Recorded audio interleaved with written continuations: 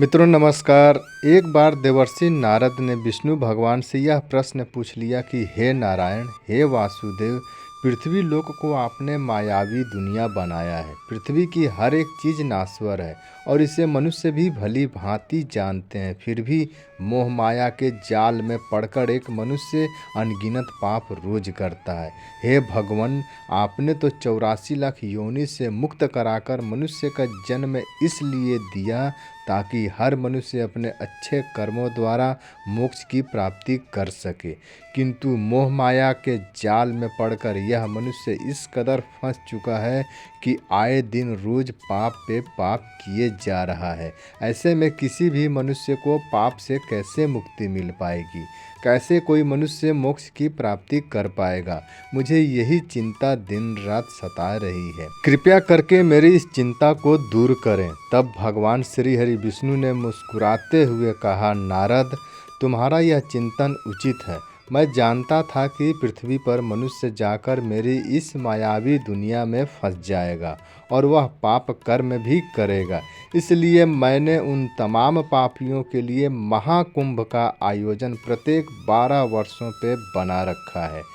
जिस तरह से एक छोटी सी छोटी और बड़ी सी बड़ी विशाल मछली का जल ही जीवन होता है, किंतु वही मछली अगर जल से बाहर आकर कीचड़ में फंस जाए या बिना जल के सिर्फ गिल्ली मिट्टी में पड़ जाए तो उस मछली को लोग पकड़ लेंगे।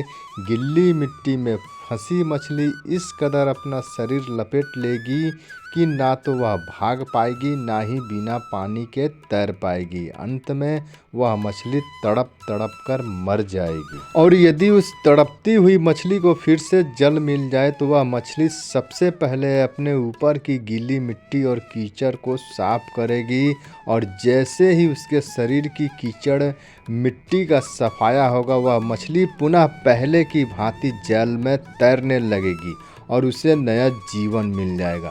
ठीक उसी प्रकार से एक मनुष्य अपने पाप कर्म से उस गिल्ली मिट्टी और कीचड़ के समान अपने भाग्य तकदीर को इस कदर जकड़ लेता है कि वह जीते जी उस मछली की तरह दिन रात तड़पते रहता है। अनेकों परेशानियां और अनेकों बड़ी बड़ी बीमारियों से अंत में उस पापी मनुष्य की मृत्यु हो जाती है। ऐसे में यदि वह मनुष्य महाकुंभ में जाकर अगर स्नान कर ले तो उसके सारे पाप धुल जाते हैं और उसका तन मन पवित्र और अमृत तुल्य हो जाता है। क्योंकि महाकुंभ प्रयागराज में अमृत की कुछ बूंदें गिरी हैं। इस अमृत स्नान के संपर्क में जो भी मनुष्य आता है वह अमर तो नहीं होता है, किंतु उसके पाप अवश्य मिट जाते हैं। वह मोक्ष प्राप्ति के योग्य हो जाता है। अमृत की बूंदें जहाँ जहाँ पृथ्वी पर गिरी हैं, वह जगह, वह स्थान, वह जल तो अमर है, जबकि पाप नाश्वर है, असत्य नाश्वर है। इसलिए जब भी कोई पापी महाकुंभ के इस अमृत स्नान में डुबकी लगाता है तो अमृत के प्रभाव से उसके सारे पाप स्वतः उसी क्षण नष्ट हो जाते हैं।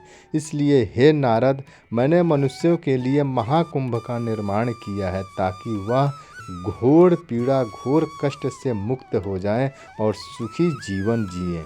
मित्रों, भगवान श्री हरि की इन बातों को सुनकर नारद मुनि ने कहा, तो क्या भगवान महाकुंभ के अमृत स्नान में केवल पापी ही जाएंगे अपने पाप को धोने? तब भगवान ने मुस्कुराते हुए कहा, नहीं नारद, महाकुंभ का अमृत स्नान तो सबके लिए है। इसमें सबसे पहले देवता गण स्नान करते हैं, उसके बाद साधु संत, धर्मात्मा, पुण्यात्मा और मेरे अनंत भक्त सभी के लिए यह महाकुंभ का अमृत स्नान है, जो 12 वर्ष में केवल एक बार आता है। जिसका सौभाग्य जागृत होता है वह लोग इस महाकुंभ में पहुँच ही जाते हैं और सबका पाप यह महाकुंभ धो डालता है। कितने मेरे ऐसे अनंत भक्त हैं जिनसे जाने अनजाने पाप हो ही जाते हैं। झूठ बोलना भी पाप है, मांस खाना भी पाप है, किसी को धोखा देना भी पाप है, छल कपट करना, बेईमानी करना, यह सब पाप के ही पात्र हैं।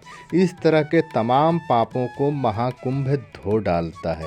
इसलिए पुण्य आत्मा और पापी आत्मा दोनों के लिए महाकुंभ के अमृत स्नान से बढ़कर मोक्ष प्राप्ति के लिए दूसरा कोई भी आसान मार्ग नहीं है।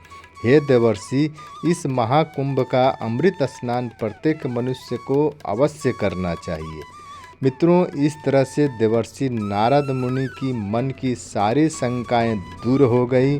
भगवान विष्णु की बातों से वह संतुष्ट हुए और निकल पड़े महाकुंभ प्रयागराज का भव्य दर्शन करने।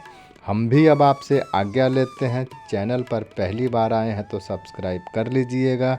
मिलते हैं आपसे अगले वीडियो में। नमस्कार, जय माता।